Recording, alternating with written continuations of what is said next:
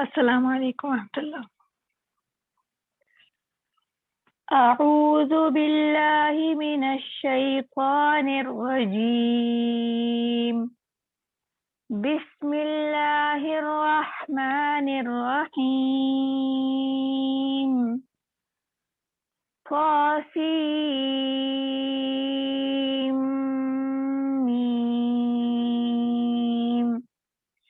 تلك آیات الكتاب المبین،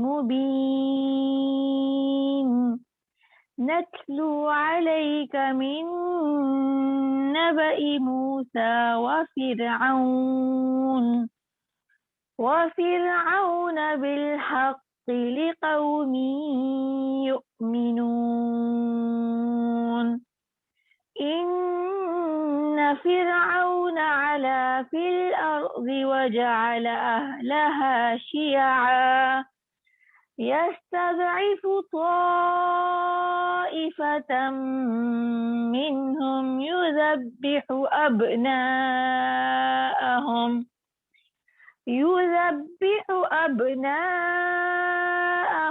ويستحيي نساءهم، إنه كان من المفسدين.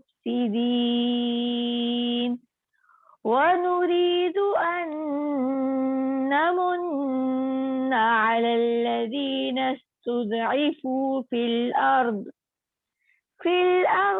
ونجعلهم أئمة ونجعلهم الوارثين، ونمكن لهم في الأرض ونري فرعون وهامان وجنودهما منهم ما كانوا يحذرون. وأوحينا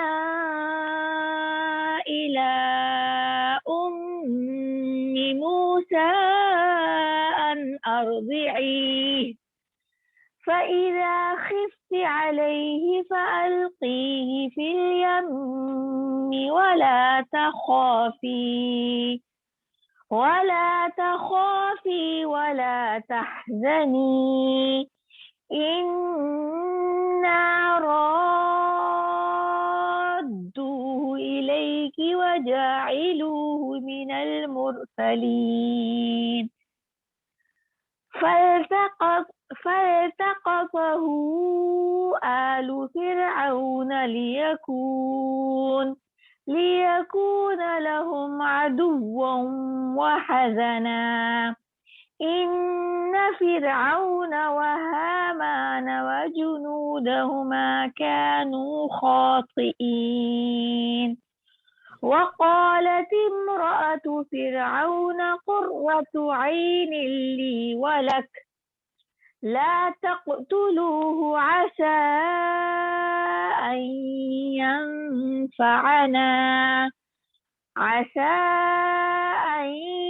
ينفعنا أو نتخذه ولدا وهم لا يشعرون. وأصبح فؤاد أم موسى فارغا إن كادت لتبدي به لولا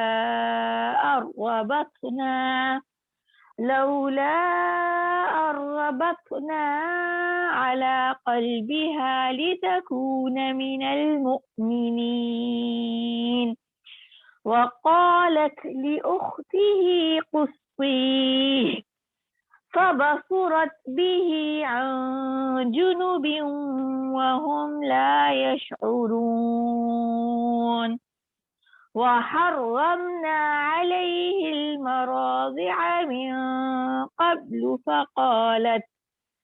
فقالت هل أدلكم على أهل بيت يكفلونه لكم وهم له ناصحون.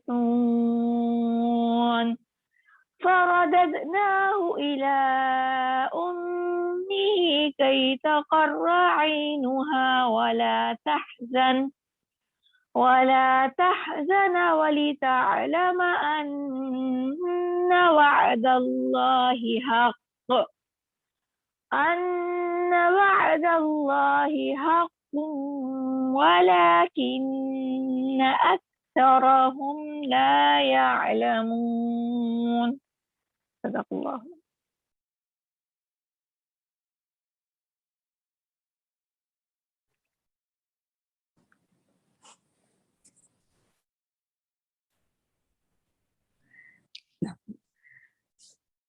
السلام علیکم ورحمۃ اللہ وبرکاتہ۔ میری آواز بہنوں آپ لوگوں کو اگر آ رہی ہے تو پلیز بتا دیجیے۔ جی عائشہ صاف آ رہی ہے الحمدللہ۔ الحمد للہ رب العالمین والصلاة والسلام علی رسولہ الکریم۔ اعوذ باللہ من الشیطان الرجیم، بسم اللہ الرحمن الرحیم۔ آج جو انبیاء کے قصص میں سے قصہ بیان کیا جائے گا وہ ہے حضرت موسیٰ علیہ السلام کا۔ موسیٰ علیہ السلام الکلیم، جس نے اللہ تعالیٰ سے کلام کیا، اور یہ ان کا قصہ قرآن میں سب سے طویل ترین ہے۔ یہ اتنا طویل ہے کہ ایک مفسر کہتے ہیں کہ ان قریب تھا کہ پورا قرآن موسیٰ علیہ السلام کے قصے پر مشتمل ہو جاتا۔ 30 سورتوں میں 136 مرتبہ موسیٰ علیہ السلام کا ذکر آیا ہے، اور موسیٰ علیہ السلام کا شمار 5 اولو العزم انبیاء میں شمار ہوتا ہے۔ حضرت موسیٰ علیہ السلام کے حالات و واقعات کی اتنی تفصیل قرآن میں اس کا ذکر کرنے کی کیا وجوہات تھیں، وہ پہلے سامنے رکھ لیتے ہیں۔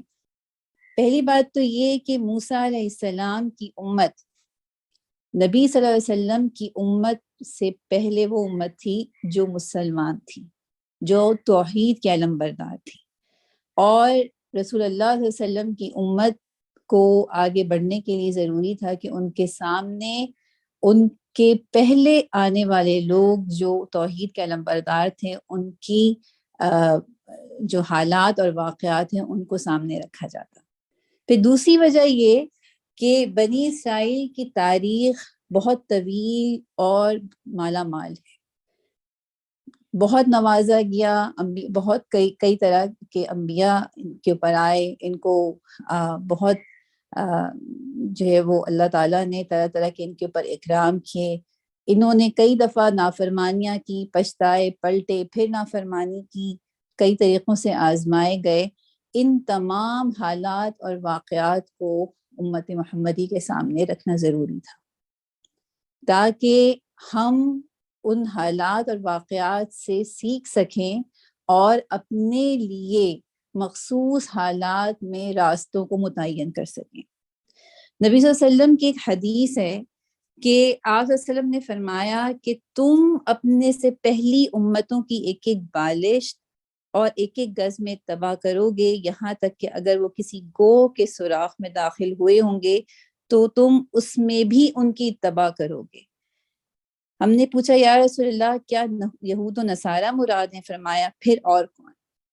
یعنی امت محمدی مسلمان بھی وہ غلطیاں دہرائیں گے جو اس سے پہلے بنی اسرائیل یا نصارہ کر چکے ہیں، اور وہ اگر ان حالات اور واقعات پر غور فکر کریں تو اس سے جو ہے وہ فائدہ اٹھا سکیں گے اور کامیابی حاصل کر سکیں گے۔ تیسری وجہ جو حضرت موسیٰ کے حالات اور واقعات کو اتنے تفصیل سے بیان کرنے کی جو ضرورت تھی وہ یہ تھی کہ بنی اسرائیل اور امت مسلمہ کی کشمکش ایک ہی ہے۔ موسیٰ علیہ السلام سے پہلے جتنی بھی مسلمان امتیں گزریں، ہم دیکھتے ہیں کہ اللہ تعالیٰ نے ان کو بچایا، اور جن لوگوں نے نافرمانی کی ان پر اللہ تعالیٰ نے عذاب بھیجے اور ان کو تباہ و برباد کیا۔ لیکن موسیٰ علیہ السلام کے اوپر جب تورات نازل ہوتی ہے تو پھر ایک مفسر کے بیان کے مطابق قتال فی سبیل اللہ کا حکم آ گیا۔ اس کے بعد جہاد جاری ہو گیا، اور ہم دیکھتے ہیں کہ بنی اسرائیل نے جہاد کیا، اور یہی چیز پھر امت محمدی کے اوپر بھی اسی طریقے سے فرض ہوئی، یعنی جہاد فی سبیل اللہ۔ طرح طرح کی کانفلکٹس آئیں گے، طرح طرح کے حالات ہوں گے، اس میں جہاد جاری رہے گا کسی نہ کسی شکل میں۔ تو یہ ایک مماثلت ہے امت محمدی میں اور بنی اسرائیل میں۔ پھر یہ کہ حضرت موسیٰ کا مشن کیا تھا؟ مشن تو وہی تھا جو تمام انبیاء کا تھا، توحید کی دعوت دینا، لیکن ایک دوسرا مشن ان کا یہ بھی تھا کہ بندوں کو بندوں کی غلامی سے نکال کر اللہ کی غلامی میں دینا۔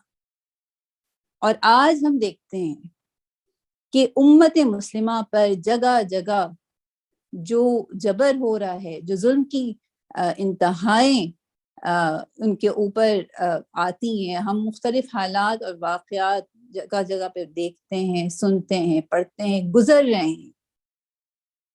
اس کی وجہ بھی دراصل یہی ہے کہ بندوں پر بندے آقا بن کر بیٹھے ہوئے ہیں۔ اور اس امت کا بھی اب کام ہے کہ بندوں کو بندوں کی غلامی سے نکال کر اللہ کی غلامی میں لے کے آیا جائے۔ تو گویا مشن بھی ایک ہی ہو چکا ہے۔ پھر اللہ تعالیٰ نے حضرت موسیٰ کی جو قصہ ہے، اس میں اس کے ذریعے یہود کا اس میں بار بار ذکر آئے گا، اور اس کے بعد چونکہ نبی صلی اللہ علیہ وسلم پر کے سامنے جو ہے وہ مدینہ میں ان کو یہود سے بھی وابستہ ان کو سامنا کرنا پڑا۔ اور ہم دیکھتے ہیں کہ اللہ تعالیٰ نے کس طریقے سے ان کی سازشوں کو بے نقاب کیا، ان کے حالات کا ذکر کیا کہ یہ ایک قلیل گروہ ہے، لیکن پہلے دن سے اسلام دشمن ہے اور یہ آخری دم تک اسلام دشمن رہے گا۔ تو ان کے بھی حالات کا مسلمانوں کے سامنے آنا ضروری تھا۔ پھر ایک چیز یہ کہ نبی کریم صلی اللہ علیہ وسلم کی زندگی اور حضرت موسیٰ علیہ السلام کی زندگی میں جو حالات اور واقعات ہوئے، اس میں کئی جگہوں پر ہمیں مماثلت ملے گی، اور اس سے آگے بڑھنے کی تحریک ملتی ہے کہ یہ واقعات پھر جب آئیں گے تو جب ہمارے سامنے نبی کریم صلی اللہ علیہ وسلم کا اسوہ ہے تو ہم اس اسوہ پر کس طریقے سے عمل کر سکیں گے۔ دیکھیے نبی صلی اللہ علیہ وسلم نے جو حضرت موسیٰ علیہ السلام کا ذکر کیا، ان کی شخصیت کو بیان کیا، ان کے حدیث کے مطابق حضرت موسیٰ لمبے چوڑے مضبوط جسم کے مالک تھے، ان کا رنگ گہرا سانولا تھا اور بال گھنگھریالے تھے، اور بھرپور شخصیت کے مالک تھے، یعنی جہاں بیٹھتے تھے وہاں ممتاز نظر آتے تھے۔ شاہی محل میں ان کی پرورش ہوئی تھی اور وہ طور طریقوں کو جانتے تھے، حکومت کیسے چلائی جاتی ہے، حکومت کے اندر کون سے وسائل ہوتے ہیں، کس طریقے سے اس کو خرچ کیا جاتا ہے، کس طریقے سے لوگوں کو کنٹرول کیا جاتا ہے، کرپشن کیسے کی جاتی ہے، بدعنوانیوں کے تمام عنوانات کو وہ اچھے طریقے سے جان چکے تھے۔ اور اسی لیے یعنی ان کی پرورش چونکہ شاہی محل کے اندر ہوئی تھی، اس لیے وہ حکومت سے لے کر عام آدمی تک کے مسائل، حالات کو اچھے طریقے سے جانتے تھے۔ اللہ تعالیٰ نے حضرت موسیٰ کا ایک جگہ پہ تعارف کیسے کرایا ہے؟ سورہ مریم میں آیا کہ اور ذکر کرو اس کتاب میں موسیٰ کا، وہ ایک چنیدہ شخص تھا اور رسول نبی تھا، ہم نے اس کو طور کے دہنی جانب سے پکارا اور راز کی گفتگو سے اس کو تقرب عطا کیا، اور اپنی مہربانی سے اس کے بھائی ہارون کو نبی بنا کر اسے دیا۔ اس کے بعد ہم چلتے ہیں، قصہ شروع کرتے ہیں۔ ابھی آپ کے سامنے سورہ قصص کا پہلا رکوع تلاوت کی گئی اس کی۔ ہم لوگ یہاں سے آغاز کرتے ہیں، بسم اللہ الرحمن الرحیم۔ اچھا بہنوں، یہ ہے کہ حضرت موسیٰ کا قصہ قرآن میں جگہ جگہ مختلف انداز میں آیا ہے، کئی مرتبہ ریپیٹیشنز ہوئی ہیں۔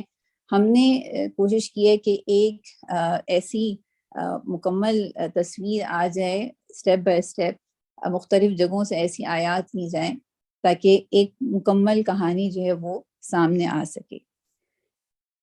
تو ہم آغاز کرتے ہیں، بسم اللہ الرحمن الرحیم۔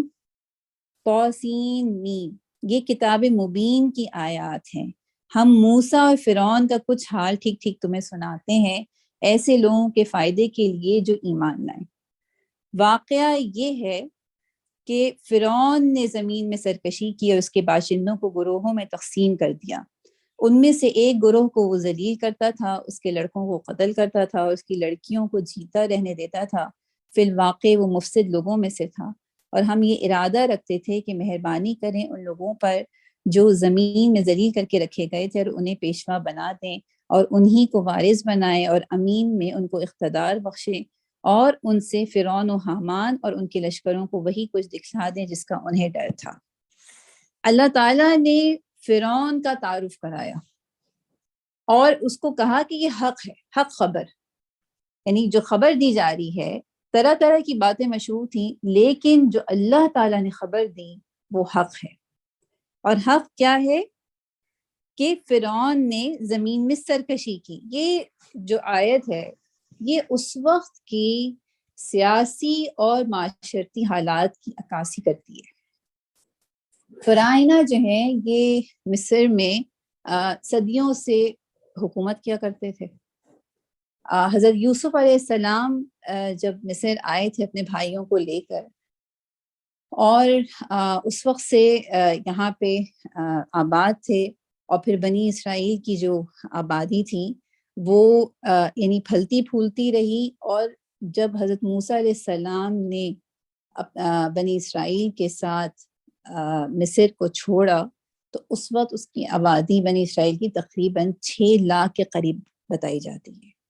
یعنی یوسف علیہ السلام اور موسیٰ علیہ السلام کے درمیان تقریباً 400 سال کا عرصہ ہے، اور اس کے درمیان بنی اسرائیل جو ہے پھل پھول کر 6 لاکھ کی تعداد میں ہو چکے تھے. یوسف علیہ السلام کے بعد مصر میں نیشنلزم کا انقلاب آیا، یعنی قوم پرستانہ.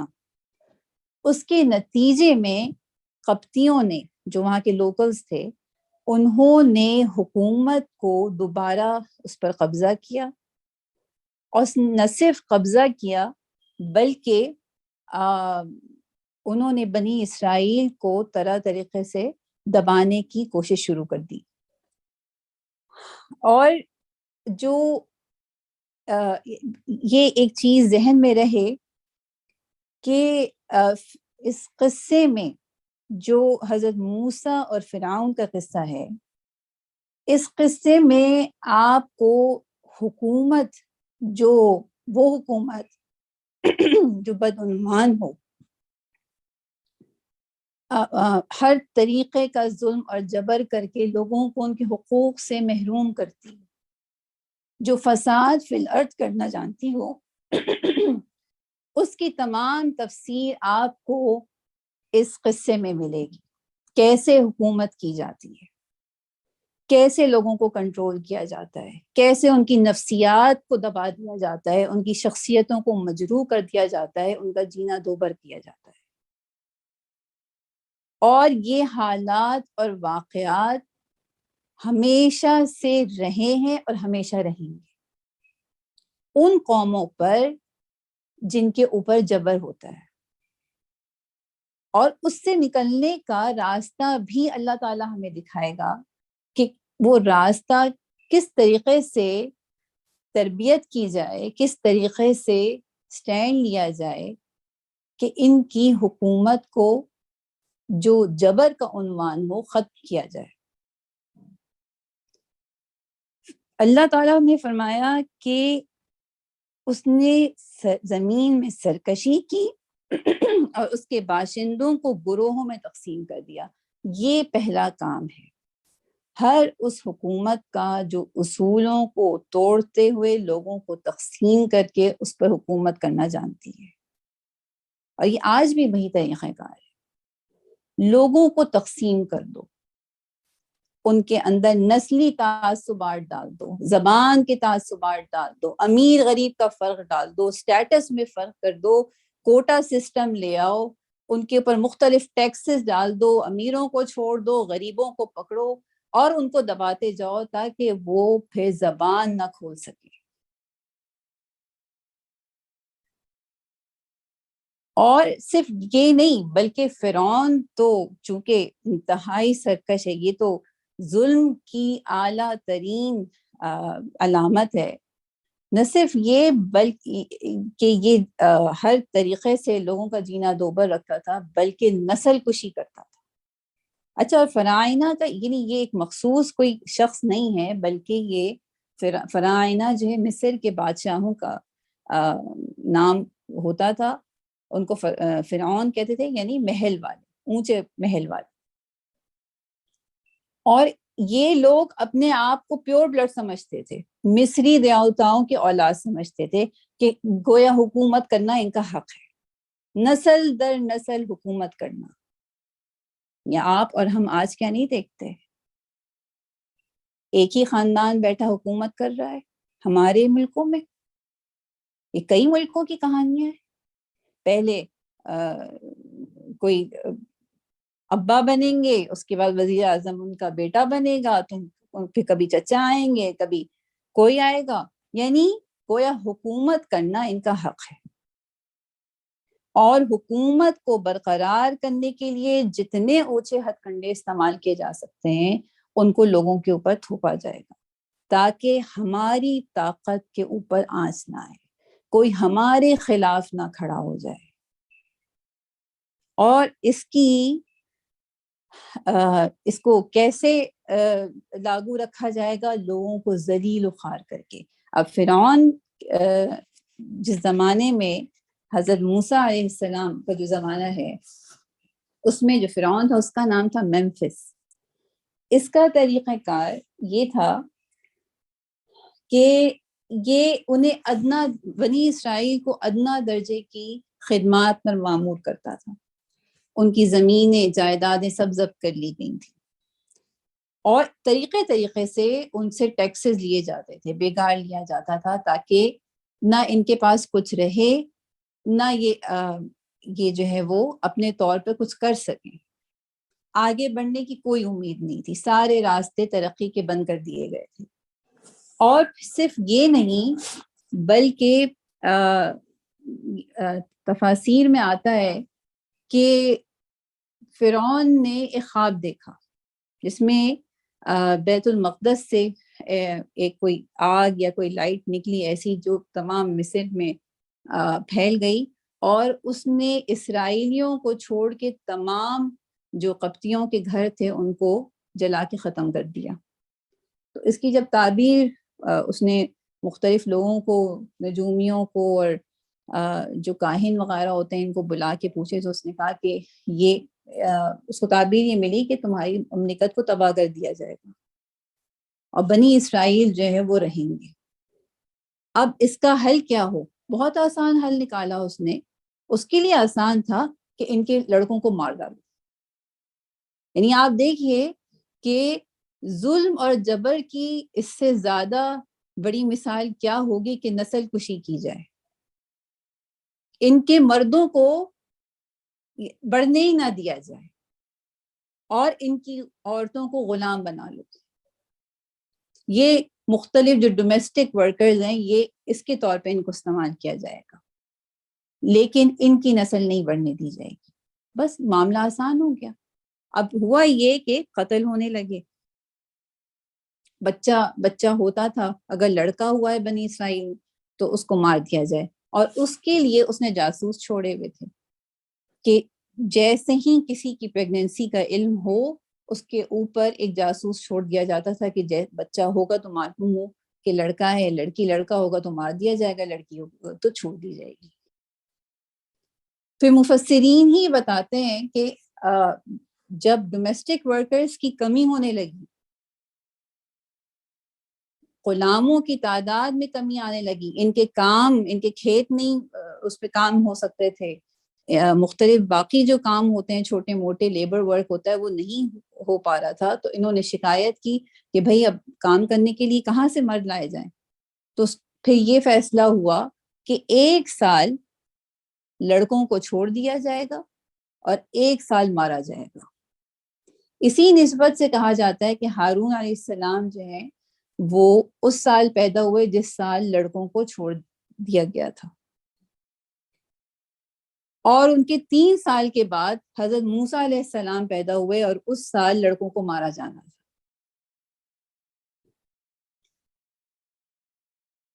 تو اس طریقے سے اس نے جو ہے وہ ذلیل اور خوار کر کے رکھا.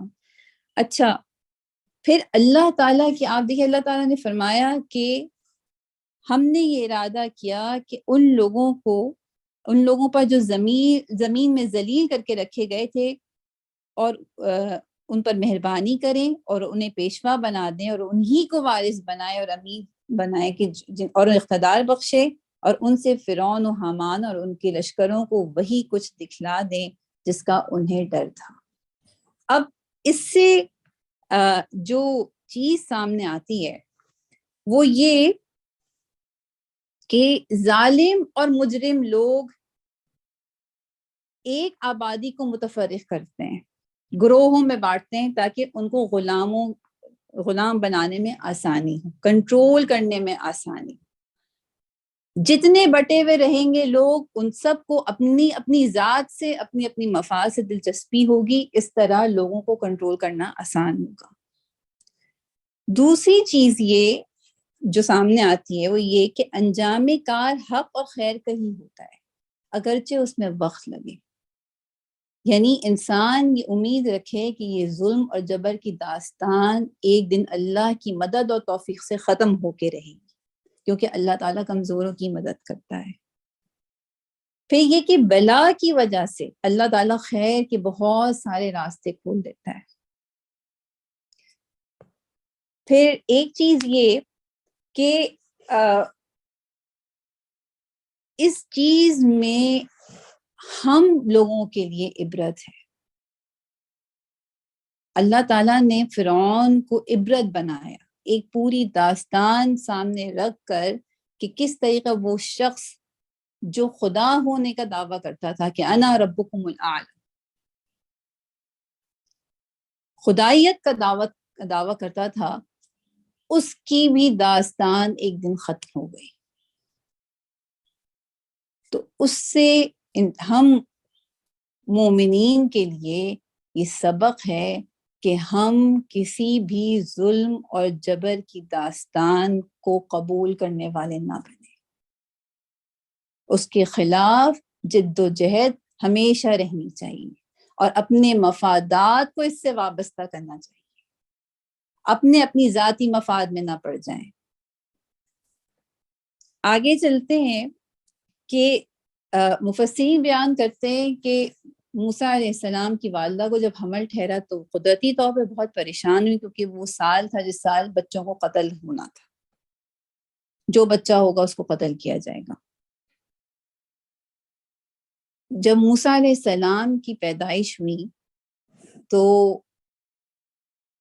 ظاہر سی بات اس کو چھپاتی پھرتی تھیں، گھر میں رکھتی تھیں کہ کسی طریقے سے باہر خبر نہ ہو، کیونکہ جگہ جگہ پہ جاسوس پھرتے تھے کہ کہیں سے بھی بچے کے رونے کی آواز آئے تو وہاں جو ہے جا کے چیک کیا جائے. اللہ تعالیٰ نے سورہ قصص میں فرمایا کہ ہم نے موسیٰ کی ماں کو اشارہ کیا کہ اس کو دودھ پلا، پھر جب تجھے اس کی جان کا خطرہ ہو تو اسے دریا میں ڈال دے اور کچھ خوف اور غم نہ کر، ہم اسے تیرے ہی پاس واپس لے کے آئیں گے، اس کو پیغمبروں میں شامل کریں گے. آخر کار فرعون کے گھر والوں نے اسے دریا سے نکال لیا تاکہ وہ ان کا دشمن اور ان کے لیے سبب رنج بنے. واقعی فرعون اور حامان اور ان کے لشکر اپنی تدبیر میں بڑے غلط کار تھے. فرعون کی بیوی نے کہا کہ یہ میرے اور تیرے لیے آنکھوں کی ٹھنڈک ہے، اسے قتل نہ کرو، کیا عجب کہ یہ ہمارے لیے مفید ثابت ہو یا ہم اسے بیٹا ہی بنا لیں. اور وہ انجام سے بے خبر تھے. پہلی بات یہ کہ اللہ تعالیٰ نے موسیٰ علیہ السلام کی ماں کے اوپر وحی کی، اور یہ وحی جو الہام تھا، ایسا الہام جس کے نتیجے میں انسان کوئی کام کر گزرے. اور یہ الہام اسی کو ہو سکتا ہے جو دراصل حقیقی مومن ہو، جس کا اللہ کی ذات کے اوپر بھروسہ ہو. اور اس آیت کے اندر دیکھیے 2 کام اللہ تعالیٰ نے، 2 کام کو حکم دیا، 2 کام سے روکا اور 2 خوشخبری سنائی کہ جب اس کی جان کا خطرہ ہوگا تو اس وقت اس کو دریا میں ڈال دینا. اور کرنا کیا ہے کہ غم نہیں کرنا، کوئی خوف نہیں کرو، ہم اسے واپس تمہارے پاس لے کے آئیں گے اور ہم اسے پیغمبروں میں شامل کریں گے۔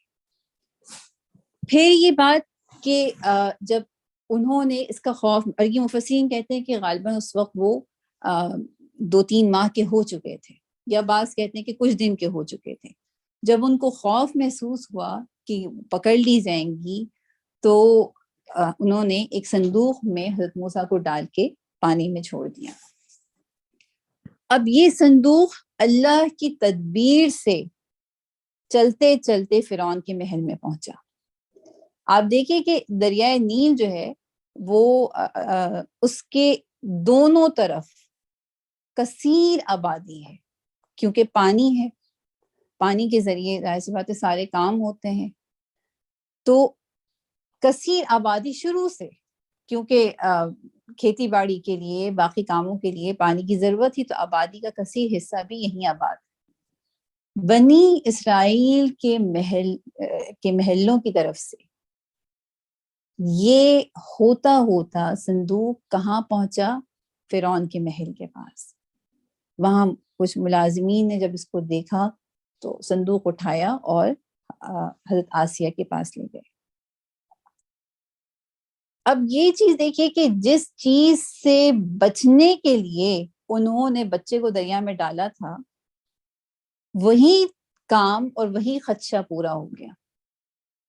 انہوں نے تو فرعون سے بچنے کے لیے، اس کے ظلم سے بچنے کے لیے بچے کو ڈالا تھا، اور لیکن اللہ کی تدبیر ایسی کہ اس کو رکنا بھی اس کے محل کے سامنے تھا۔ جب بچے کو لے کے جایا گیا حضرت آسیہ کے پاس، صندوق کسی نے کھولا نہیں تھا، ان کے سامنے کھولا گیا تو انہوں نے دیکھا اندر حضرت موسیٰ علیہ السلام وہاں موجود تھے، اور اللہ تعالیٰ نے یہ بعد میں اپنے احسانات حضرت موسیٰ کو گنواتے ہوئے ایک جگہ کہا کہ ہم نے تیری محبت ان کے دلوں میں ڈالی۔ یعنی وہ اتنی اچھی شکل صورت والے تھے کہ حضرت آسیہ کو ان کے اوپر پیار آیا، اور انہوں نے کہا، یعنی انہوں نے اس خطرے کو بھانپا کہ فرعون اس بچے کو قتل کر دے گا، کیونکہ یہ صندوق بنی اسرائیل کی اسٹریٹس کی طرف سے آیا ہے، ان کے گھروں کی طرف سے بہتا ہوا آیا، تو یقیناً یہ بنی اسرائیل کا بچہ ہے، اور جس کو خوف کی وجہ سے ڈال دیا گیا۔ تو انہوں نے اس خطرے کو بھانپتے ہوئے کہا کہ اس کو قتل مت کرو، شاید یہ میرے اور تمہاری آنکھوں کے لیے ٹھنڈک بن جائے۔ اور اس وقت مفسرین کہتے ہیں کہ فرعون نے کہا کہ یہ تمہاری آنکھوں کے لیے تو ٹھنڈک ہوگا، لیکن میری آنکھوں کے لیے ٹھنڈک نہیں بنے گا۔ یعنی اس نے دعا بھی اپنے خلاف کی، کیونکہ یہی بچہ آگے چل کر اس کی سلطنت کا خاتمہ کرے گا۔ تو جو چیز سمجھنے کی ہے کہ ظاہری علم الگ چیز ہے اور اشیاء کی حقیقت الگ چیز ہے۔ ظاہری علم تو یہ تھا کہ فرعون سے بچنے کے لیے ڈال دیا جائے، لیکن حقیقت یہ تھی کہ پہنچانا بھی وہی مقصود تھا۔ تو بعض اوقات ہمارے سامنے جو حالات ہوتے ہیں ان کے پیچھے مصلحت دوسری طریقے کی ہوتی ہے، وہ ہمارے سامنے نہیں ہوتی۔ پھر یہ کہ اسباب کو اختیار کرنا واجب ہے، اسی لیے اللہ نے موسیٰ علیہ السلام کو حکم دیا کہ اس کو دودھ پلائیں۔ یہ نہیں کہ اگر یہ اس کی پہلے سے انسان جان لے کہ اس کی قسمت میں تو مرنا ہے تو میں اس کو چھوڑ دوں، بلکہ اپنی پوری کوشش کی جائے گی کسی کام کو کرنے کے لیے، باقی اللہ تعالیٰ کے اوپر چھوڑ دیا جائے۔ اور پھر دیکھیے بہت بڑی بات یہ کہ اللہ تعالیٰ اپنے دین کے لیے کسی کو بھی استعمال کر سکتا ہے۔ دشمن کے گھر میں اللہ کی مدد آئی اور حضرت آسیہ نے حضرت موسیٰ کو گود لیا۔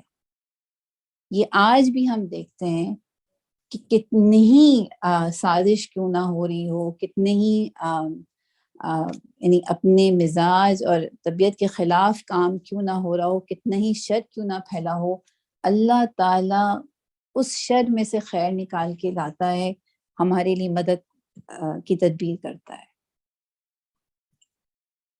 ادھر موسیٰ علیہ السلام کی والدہ کی حالت جو ہے وہ بہت خراب تھی، اور اللہ تعالیٰ ہی ایک ماں کے دل کے حال کو بیان کر سکتا تھا، اور مفسرین کہتے ہیں کہ ایک مکمل یعنی ایک آیت میں اللہ تعالیٰ نے دل کی مکمل کیفیت بیان کر دی کہ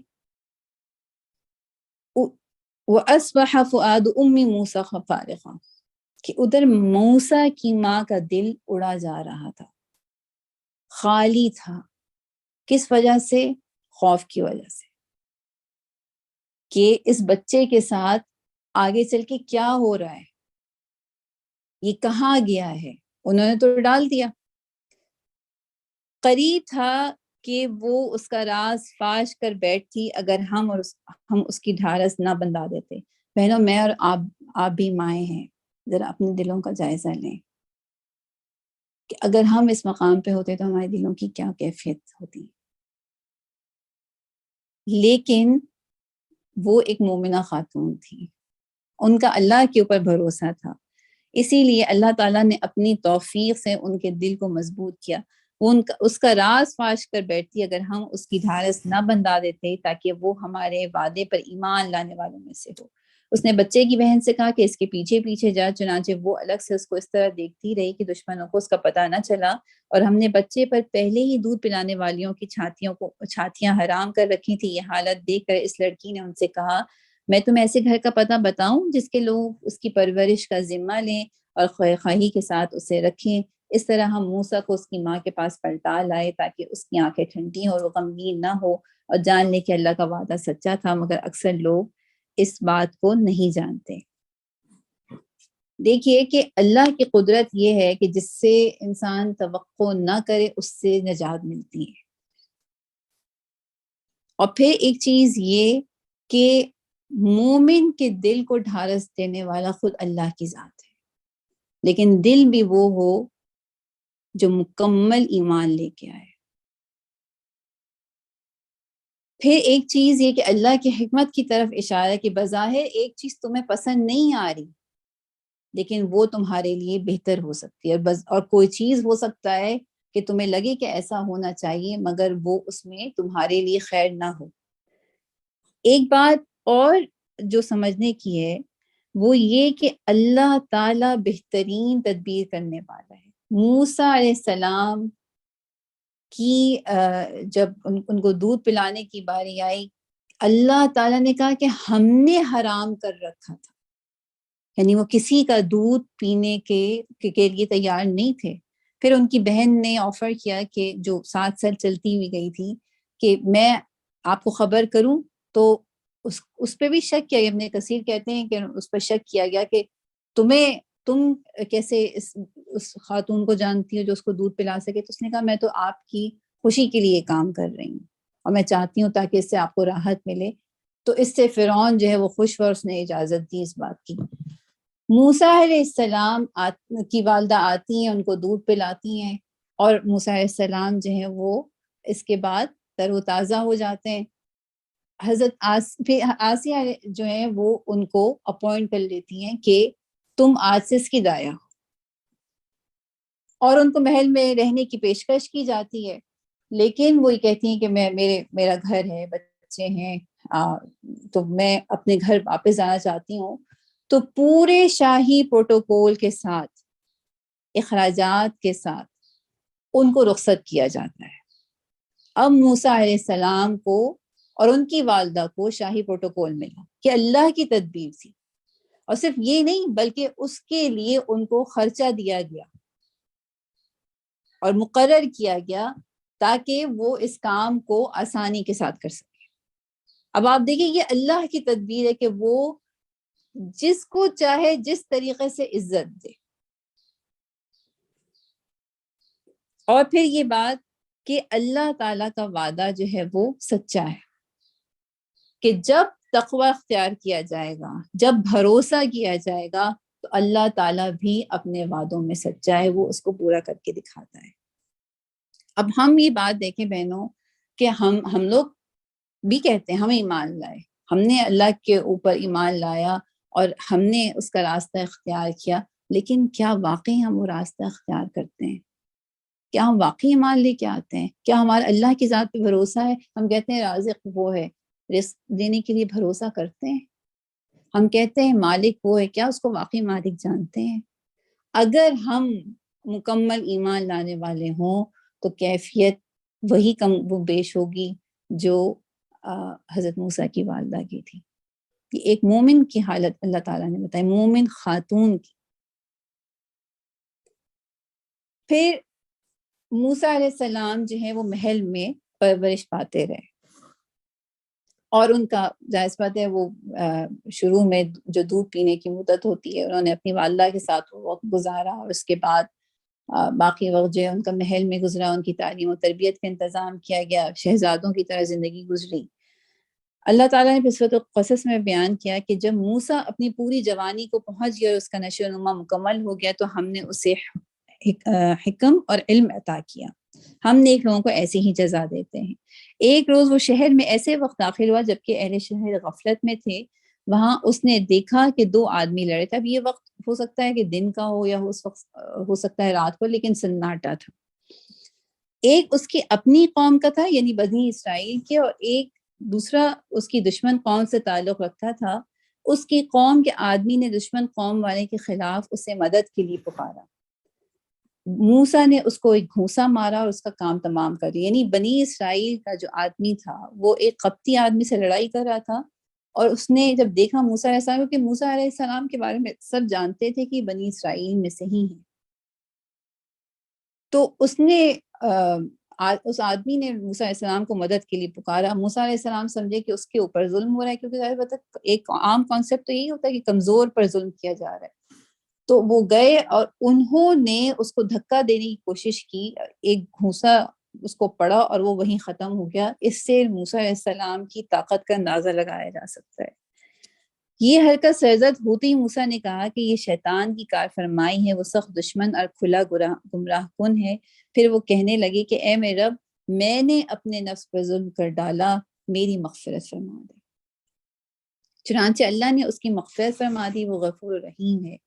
موسیٰ علیہ السلام نے عہد کیا کہ اے میرے رب، یہ احسان جو تو نے مجھ پر کیا ہے اس کے بعد اب میں کبھی مجرموں کا مددگار نہیں بنوں گا. مجرم کی مدد کرنا، ظلم ہوتے ہوئے ظلم کے نظام کے ساتھ چلنا، یا ظالم کے ہاتھ کو خاموش رہ کر مضبوط کرنا، یہ تمام کام اس کی مدد میں شامل ہے، اور یہ فسق ہے.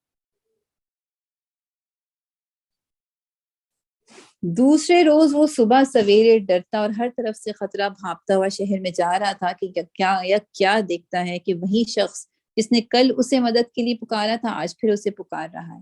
موسیٰ علیہ السلام نے کہا تو بڑا ہی بہکاوا آدمی ہے.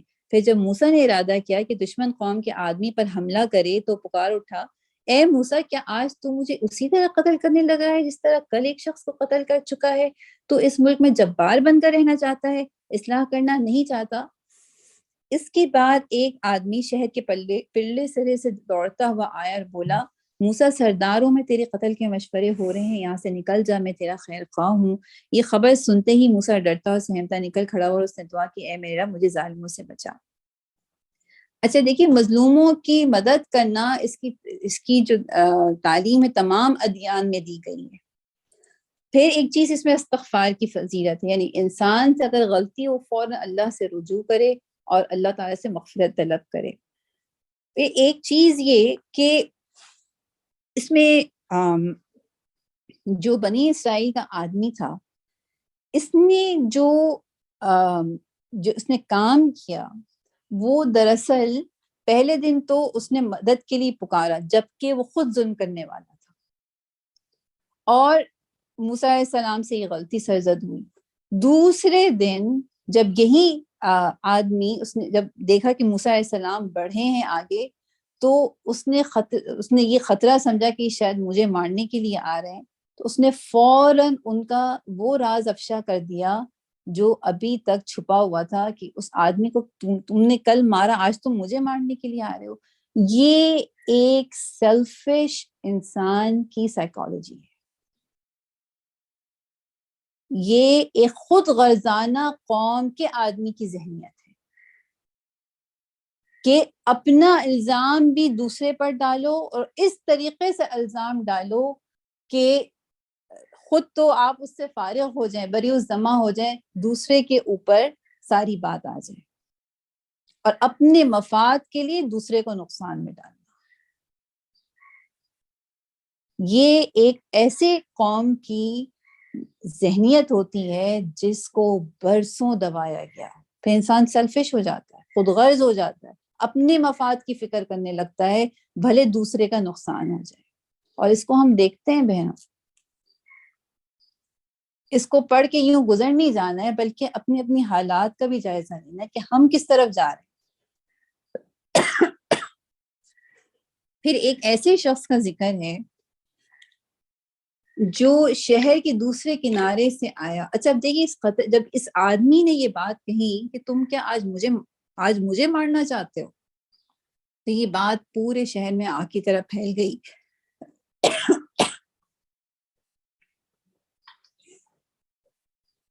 کہ کل جو قتل کیا تھا وہ دراصل موسیٰ نے کیا تھا، اور اس بات نے مجبور کر دیا فرعون اور اس کے درباریوں کو آپس میں مذاکرات کرنے پر کہ ایک بنی اسرائیل کے آدمی نے قبطی کو مار دیا. یہ تو ایک تھریٹ ہے، یہ تو ایک دہشت گردی ہے.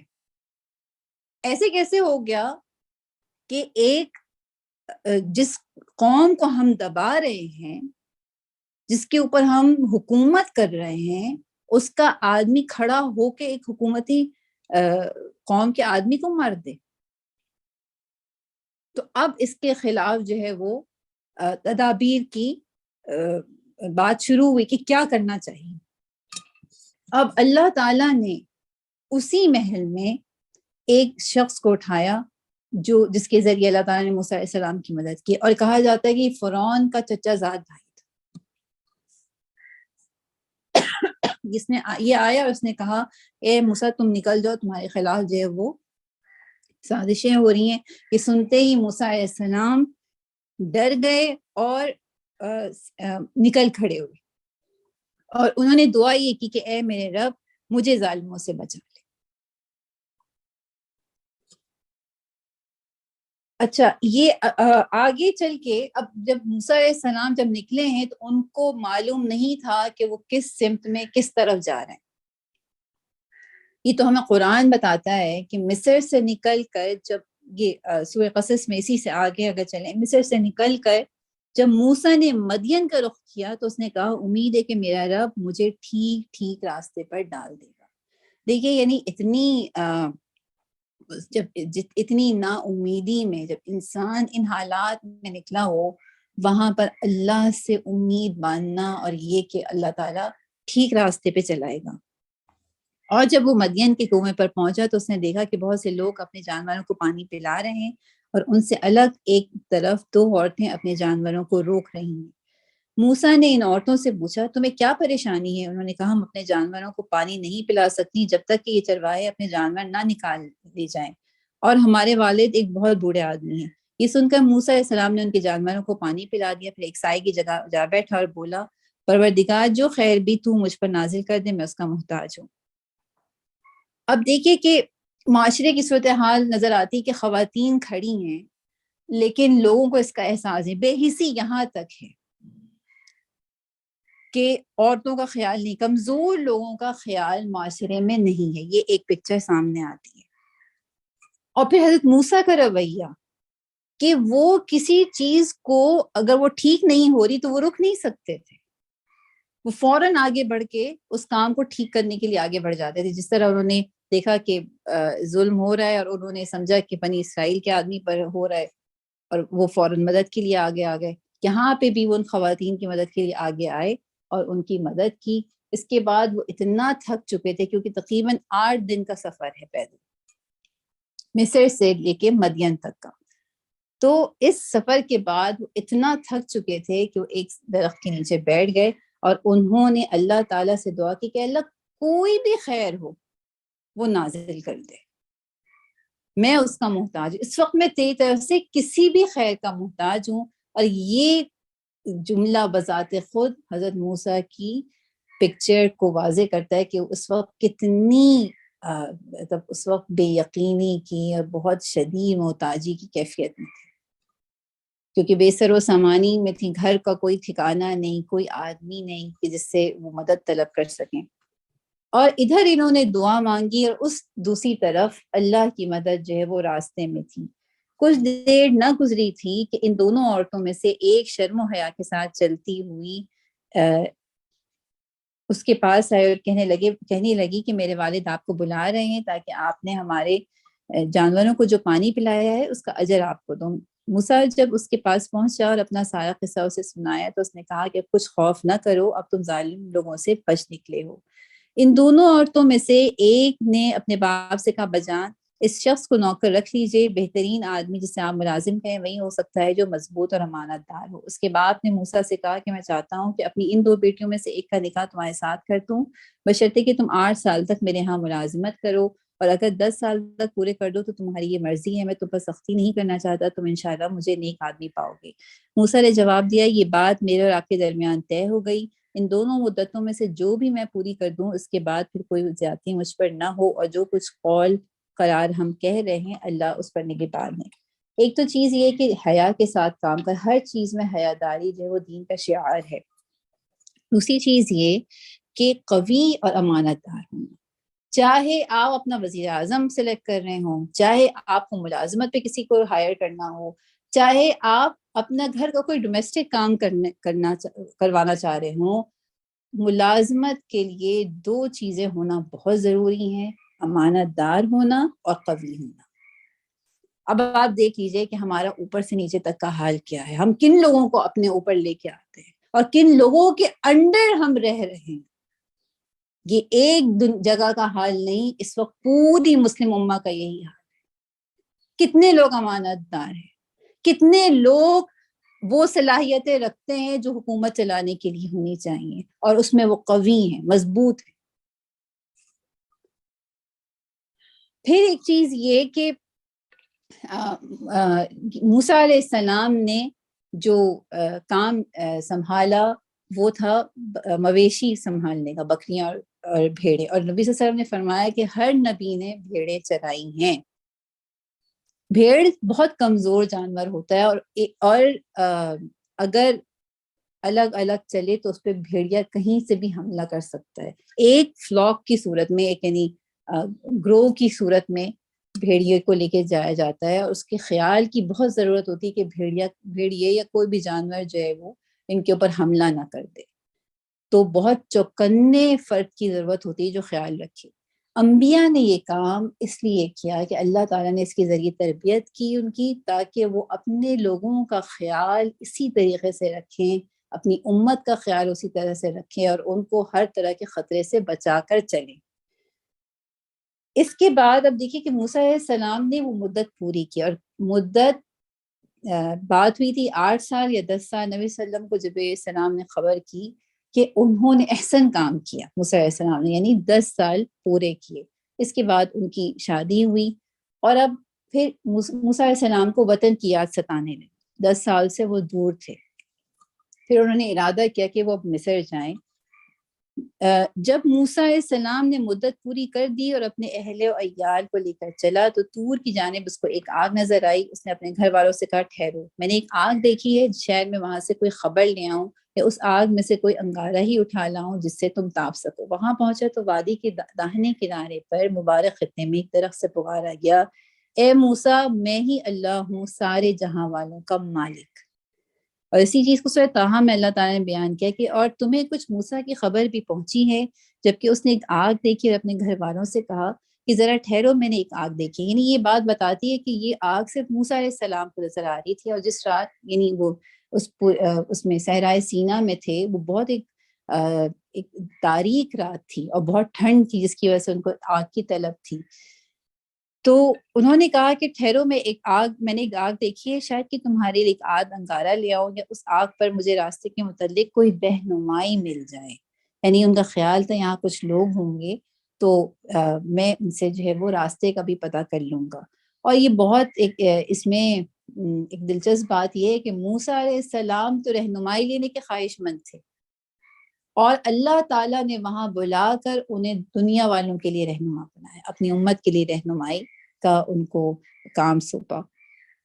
وہاں پہنچے تو پکارا گیا کہ اے موسیٰ، میں ہی تیرا رب ہوں، جوتیاں اتار دے، تو وادی مقدس طویٰ میں ہے اور میں نے تجھ کو چن لیا، سن جو کچھ وہی کیا جاتا ہے، میں ہی اللہ ہوں، میرے سوا کوئی خدا نہیں، پس تو میری بندگی کر اور میری یاد کے لیے نماز قائم کر، قیامت کی گھڑی ضرور آنے والی ہے، میں اس کا وقت مخفی رکھنا چاہتا ہوں تاکہ ہر متنفس اپنی صحیح کے مطابق بدلہ پائے۔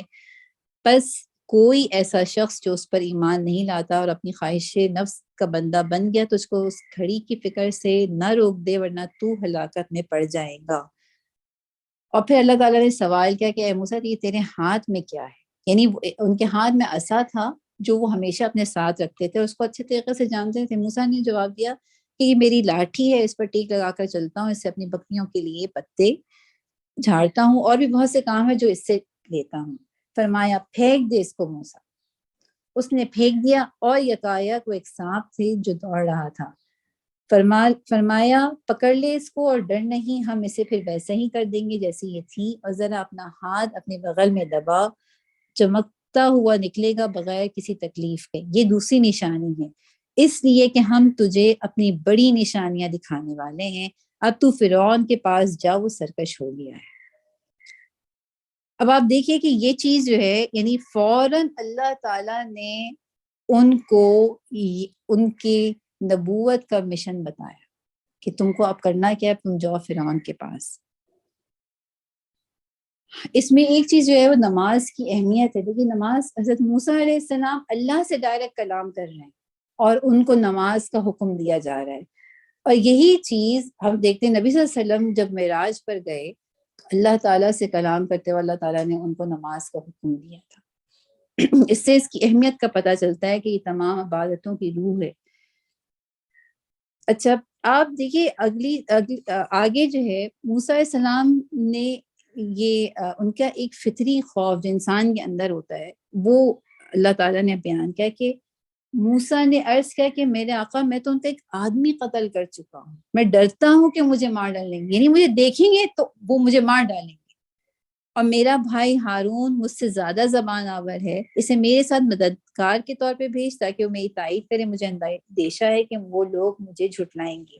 فرمایا ہم تیرے بھائی کے ذریعے سے تیرا ہاتھ مضبوط کریں گے اور تم دونوں کو ایسی سطوت بخشیں گے کہ وہ تمہارا کچھ نہ بگاڑ سکیں گے، ہماری نشانیوں کے زور سے غلبہ تمہارا اور تمہارے پیروں کا ہی ہوگا۔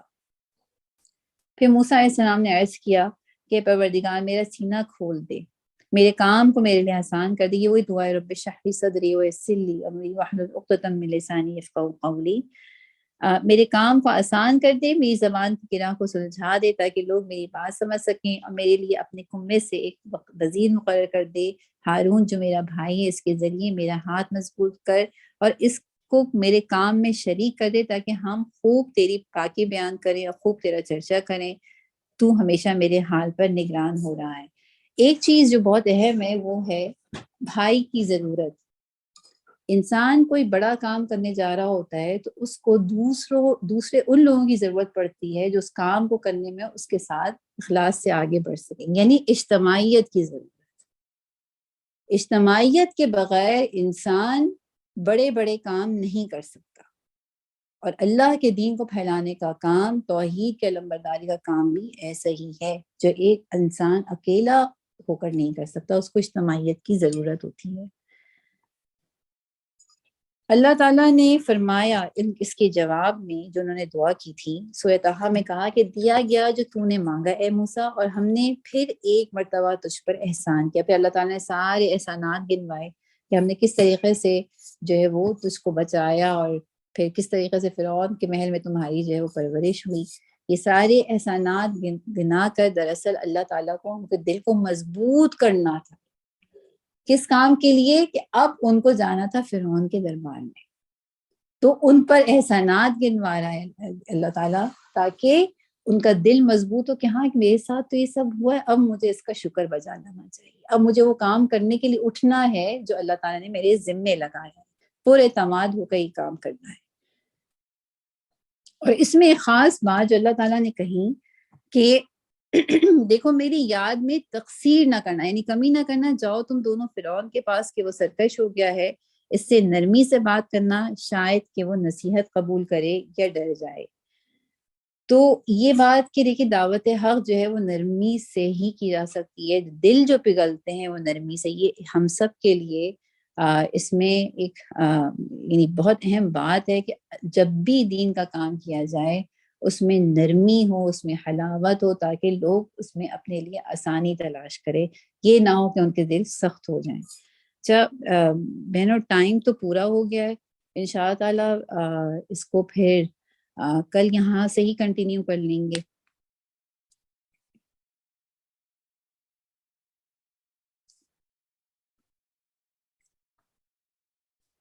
مریم آپ بتا دیے، ٹھیک ہے انشاءاللہ کل پھر یہیں سے کنٹینیو کریں گے.